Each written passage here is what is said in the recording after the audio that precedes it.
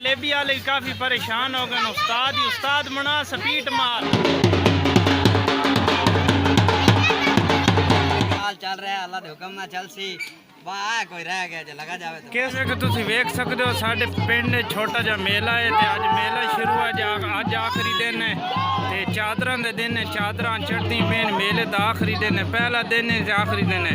छोटा जा मेला एक दिहाड़े हो, एक दिन अंदर बस ते आखिरी दिन ही ते पहला दिन ही एंड हो गया मेले दा।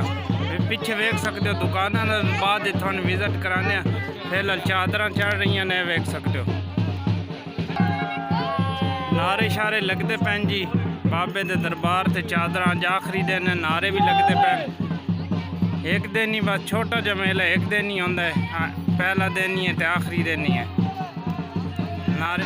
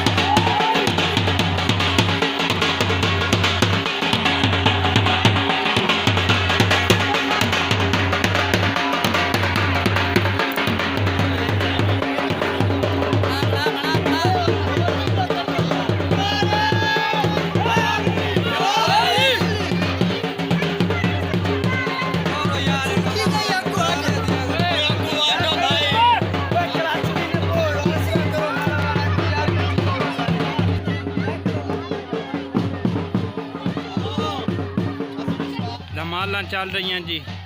ये वेख सकते हो लोग बैठे मनिया मुनिया गाँव का तुहानू पता है इस तरह ही होंदा माहौल है। छोटी जी दुकान है, पानी की लगी पई है ते जलेबी की दुकान बनी पई है। जलेबियाँ बन रही हैं धड़ो धड़, ढेर चढ़े पे जलेबियाँ दे। ऐ वेख सकते हो उस्ताद जलेबियाँ बना रहा है, माल तैयार कर रहा है। वेख थोड़ी देर बनिया पई जी। गाहक ही आ गया जी, 10 रुपए लो। उस्ताद माल तैयार करता पे।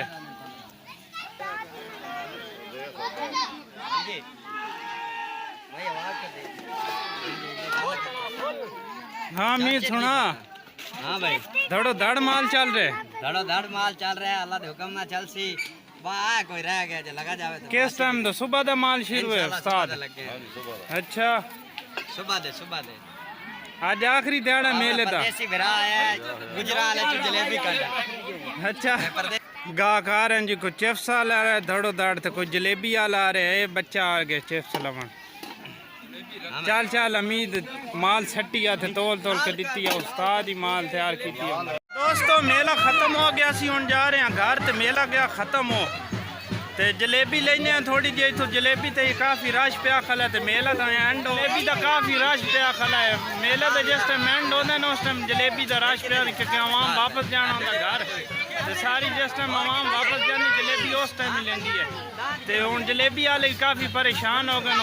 उस्ताद मना स्पीड मार काफ़ी वेख सकते हो। ढेर तो चढ़े पे लेकिन मिनटा खत्म होना। आवाम लेंदी मैं भी थोड़ी जलेबी बस मुँह मिठा करना है, लेने जलेबी तो चलते हैं घर। मेला हो गया।